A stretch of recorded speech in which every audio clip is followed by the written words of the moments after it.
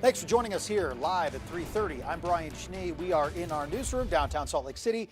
It is great to be with you on this fine Wednesday. Let's head right to southern Utah here with Samantha Hoffman joining us live here, looking into what Iron County is discussing here, Sam. I'm always weary about these discussions, Sam. We feel like this is a real possibility here for a 4-day school weekend. What would this entail? Yes, as of last night, the Board of Education in Iron County officially approved it. So it sounds like 2027, 2028 is the plan on when they're first going to implement this 4-day school week. They said there's a small chance that it could get pushed back a year, but they're pretty confident that next year, 4 days, that's the approval from yesterday. It was a narrow approval. It was for the 4-day school week and 3 against it. So a little bit rocky within the Board of Education itself. Also, about 61% of parents polled were in favor of it. Now, important to note with Iron County is that they already have early release on Fridays. So right now, schools get out about 12:30 or 1:30 p.m. There's a consideration that they might now add 15 to 20 minutes through Monday through Thursday to amount for the hours lost on Friday, but that's still in discussion. Right now, they just know they're going to move forward with this 4 days. They think that it'll be good for the students to have less burnout as well as on the teachers, but there's definitely some mixed reactions from parents, some worried if they work on Fridays. I was going to ask about that, Sam, because I know that being released early from school on Friday versus not having to deal with anything at all for parents is a change. I think a lot of people would admit to that. But when you were talking to some of those parents and some folks in Iron County today, what were some of those reactions, if you will, to this, pertaining to how this impacts family life and school balance? Yeah, lots of opinions here, whether people are positive or against this change. Some of the in favor comments are saying that there's going to be more family time now. There's also this common theme saying that students do a lot more than they used to in terms of extracurriculars, traveling, sports, seeing family on weekends, maybe even driving up north to see some family. So those are all the things that are in favor of this change. But other parents tell me that they work on Fridays, so this is going to be a big hassle, saying they'll have to pay for childcare. Some families say that they're worried that kids could be unattended if parents are at work. There's also concerns about some families that rely on those meals on Friday for their kids at school. I spoke with the school district about that. They said that's all going to be in consideration. They're going to talk with some local child care centers, trying to see if they could get maybe some more discount rates for students on Fridays, or extend the amount of students that they take on Fridays. They're also going to talk with Utah Food Bank about maybe getting some discount meals for the families that need it. Samantha Hoffman reporting for us in Iron County with this pretty significant change as we enter the new school year, what this will look like in the future. Sam, thank you very much. Of course, we want to hear what you are thinking about this at home with our poll question of the day. What should Utah school districts weigh most before adopting a 4-day week? Student learning, childcare costs, teacher workload, family schedules. Those are your options right now.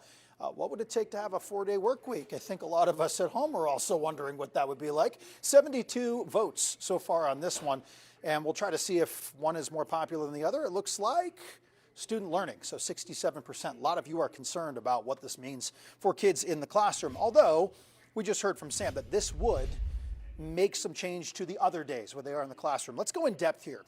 Big news really coming out this morning here in full fashion. Utah just landed a $1 billion blow against Meta, a deal that could permanently change how Instagram and Facebook work. And this has been in the works a long time. For that, we go to Margaret Bluesky, the Commissioner of the Department of Commerce, joining us here on 2 News live at 3:30. Margaret, great to have you.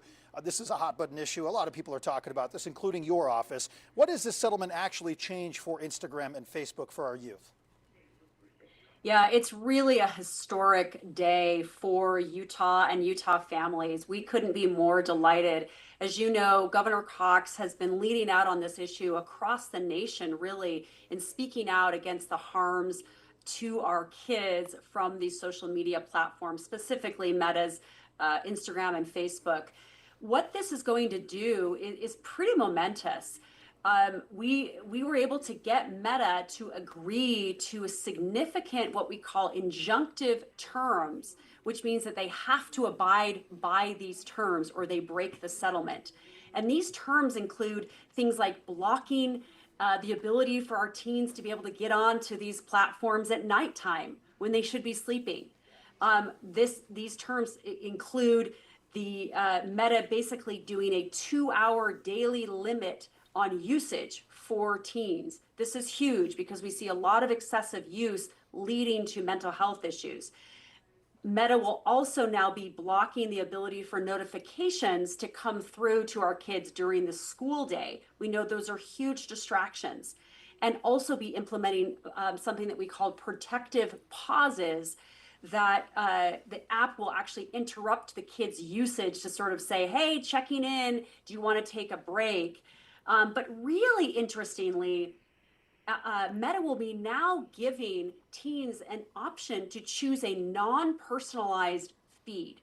This is actually huge because, as we know, algorithms are really what drive the feed in our social media platforms, and they're often the things that drive us to use the platforms more and cause excessive use, because Meta has sort of figured out what keeps us on their platform, and the longer we're on their platform, the more ads they can serve us, and the more money that they make.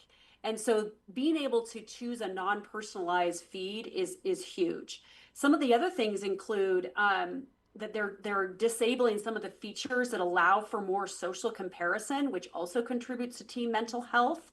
Won't be showing the number of likes and loves and all of that, which is huge, and blocking them from using filters that sort of mimic cosmetic procedures and those kinds of things. So we are just could not be more thrilled that we have reached this agreement with Meta. The injunctive relief, I think, is much more important than even the financial benefit that Utah will be getting. All right, Margaret, thank you very much for taking a deep dive into this. Hope we can take a deeper dive down the line here as we learn more about this. Thanks for joining us here on 2 News Live this afternoon. Let's get to your forecast while we have meteorologist Chase Thomas in here. It almost looks the same every day, I swear. I mean, it's just been some moisture popping up, especially in northern Utah here, and this looks very similar to what we had yesterday. Yeah, storms go up over the Ochre Mountains. We have some of that monsoon moisture. Not a ton, but just enough with the daytime heating and those hot temperatures to get some of these pop-up thunderstorms. Again, mainly over the mountains is where we're tracking these storms as they push towards the east at about 20 miles an hour. So the south end of the valley, Utah County, that's probably the best chance to see a stray storm throughout the afternoon. If you're in Davis and Weber County, you're wondering, why don't I get these storms? Well, you have the Great Salt Lake. You don't have mountains. You don't get that rising motion to get that rainfall. However, there are storms out towards Wendover and the Nevada border. We'll be watching those, maybe some of those getting closer to the Wasatch Front later tonight. I'm glad you brought that up. Our friends in eastern Nevada, for example, just been dealing with one wildfire after another right now. So they've been getting the brunt of the dry lightning when it seems like maybe we've been getting a little bit after. What's your next big weather maker here? How about a proper storm system, not just monsoon moisture where we wonder where these storms are going to pop up? We actually have an area of low pressure. We have a cold front. Everything kind of coming together for a pretty decent storm system that will have a bigger impact to the entire state of Utah just in time for the weekend. I'm lowering those temperatures and I am upping those rain chances. It could be a soggy weekend. Give and take. All right, Chase, we'll see you coming up at 4 o'clock. Thanks so much. Let's get to another big topic here today. This is an anniversary of sorts. Today, it's 44 years after 3-year-old Rachel Runyon was abducted from a playground in Sunset. This case is still unsolved. This is a difficult thing for parents. I put this out on social media earlier today, and we had a number of people saying, I still remember this day, and they still haven't caught the person, and a lot of reaction to this, wondering what has happened over the last few decades. And I've also reached out to Sunset Police, who is listed as the contact, if you will. If you have tips, if you have information related to this case, that is who you call. I reached out to them on 3 different phone numbers this morning and got 0 responses. But we're trying here. I want to know if there's been any significant movement in terms of what we've heard from local law enforcement here in the last number of years. And one of the last things that we talked about this case was 10 years ago when they dedicated the playground in Sunset for Rachel Runyon Memorial Park. And some of the interesting pieces of research we found is that a lot of this conversation about Rachel's whereabouts and the abduction and then finding her body about a month later, if not more, was Rachel's case, if you will, was pre-Amber Alert, and things changed after that. For this, let's get to Jason Jensen, private investigator all over this case here. Jason, I'm glad you could join us. What's the biggest clue here still missing 44 years later?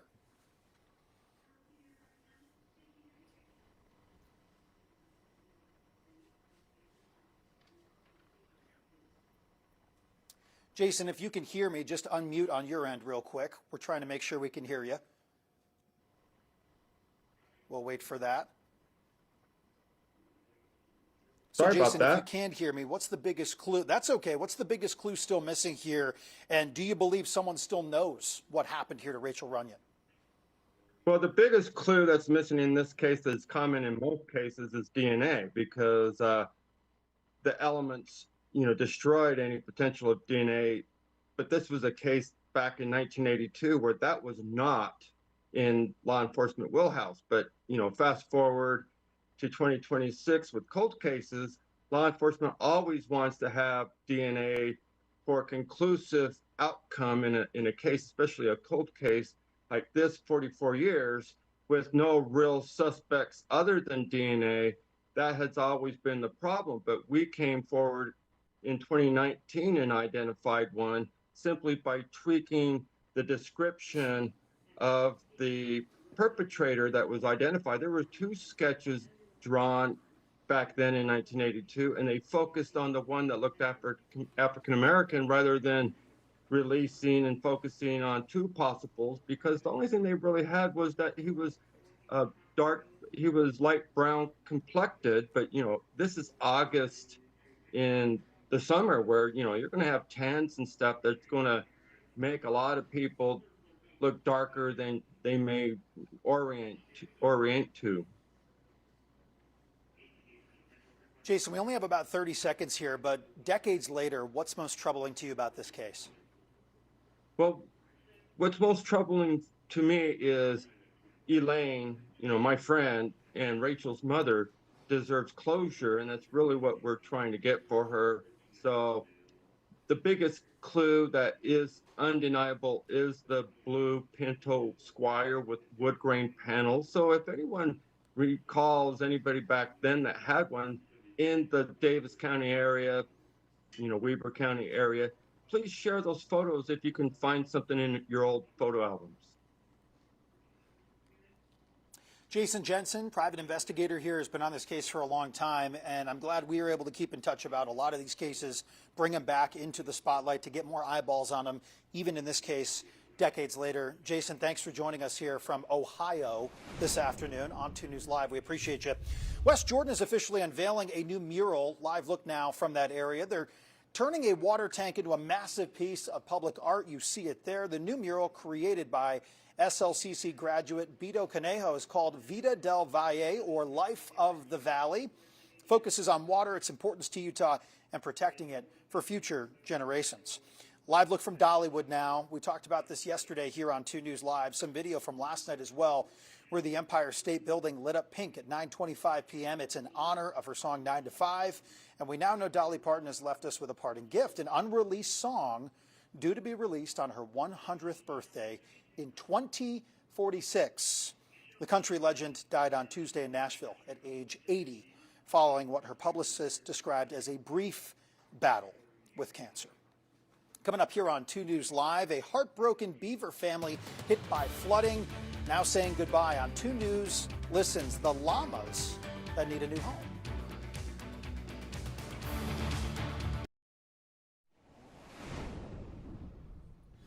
Back here on 2 News Live, stepping into our content center this afternoon, Megan is here with some of the information going on out of the Beaver County area. We've talked a lot about the Cottonwood fire, the flooding, all of that. But now we've got free concerts. Why now, and what is this all about? Yeah, we have some good news for those in Beaver County. There are a couple free concerts planned after just months of wildfires and flooding that have hit the city. There's going to be a couple artists that are performing there. One of them is Chloe Agnew. I hope I'm saying that right. She's the original voice of the Celtic Woman.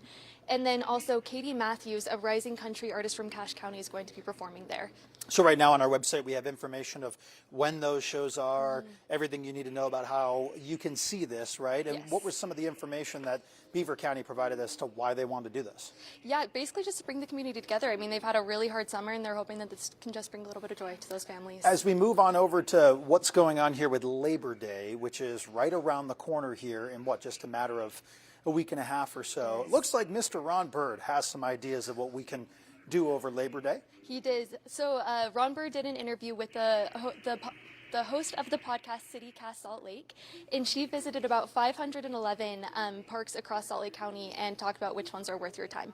So she also talked about some great local bookstores to visit, and then also some fun things to do around the city and county, like the bike ride that's every Thursday at 9th and 9th. All of this, KUTV.com, also on our YouTube page. Megan, thank you very much. As always, you can go to our YouTube page, find a lot of those in-depth conversations, long-form interviews, like that long-form conversation that Ron Bird had on Arc Salt Lake, talking about all of those ideas for your Labor Day. Listening to you here on 2 News Live at 3:30, for everyone in Apple Valley, we've been seeing this on social media. A resident there says that Apple Valley isn't doing enough to prevent flooding. She questions how the city is spending its $10 monthly storm fee. And here's one of the comments. Personally, I see Apple Valley crews cleaning ditches and doing their best at keeping them clean, but we are a small community.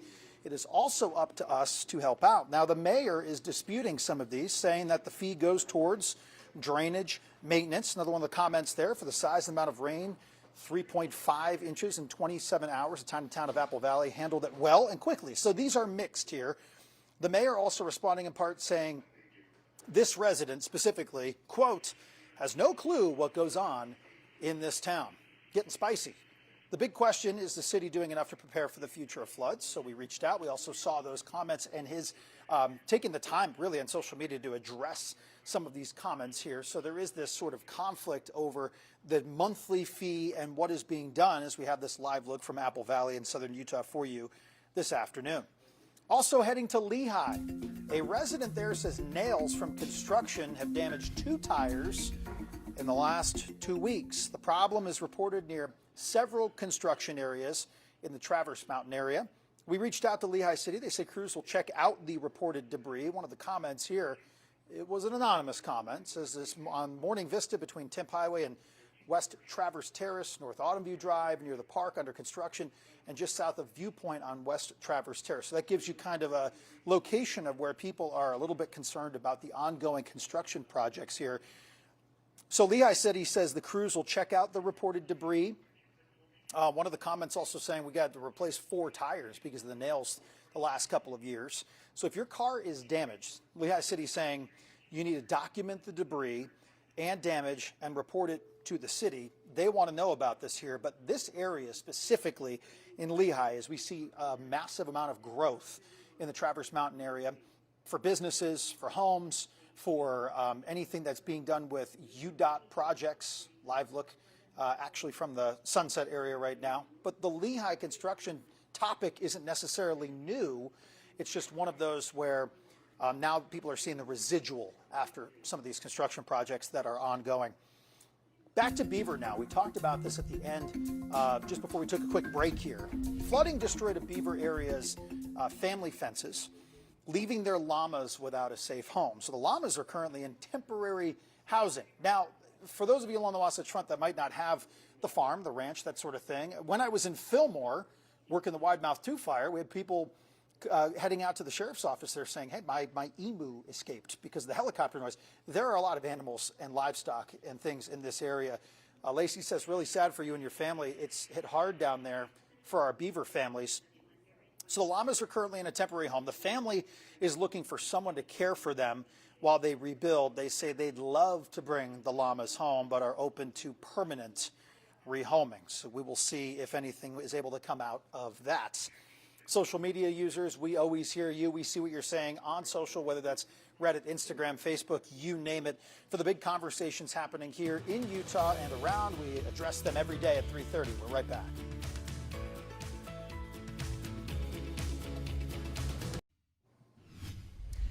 What some state leaders are calling this a historic day when it comes to social media clampdown with Meta. Jim Spiewak is here with a different perspective coming up at 4:15 about what all of this settlement really means from another perspective, somebody who's involved heavily in technology here in the state of Utah. Yeah, tech entrepreneur. You know, we talked about how Mark Zuckerberg really could stroke a check for $17 billion today out of his own pocketbook. Wouldn't change his life one bit, let alone his company that made $200 billion just last year alone. So with this $17 billion settlement and Utah getting a portion of that over the next 10 years, I asked him, is this too little, too late? So we talked about that. He also addressed how especially young people are moving away from AI or away from social media and into AI. So we talked about that as well. All right, that's coming up at 4:15. 2 News at 4, just on the other side here in just a few minutes. Thanks for watching this afternoon at 3:30. We're back tomorrow afternoon. We'll see you then.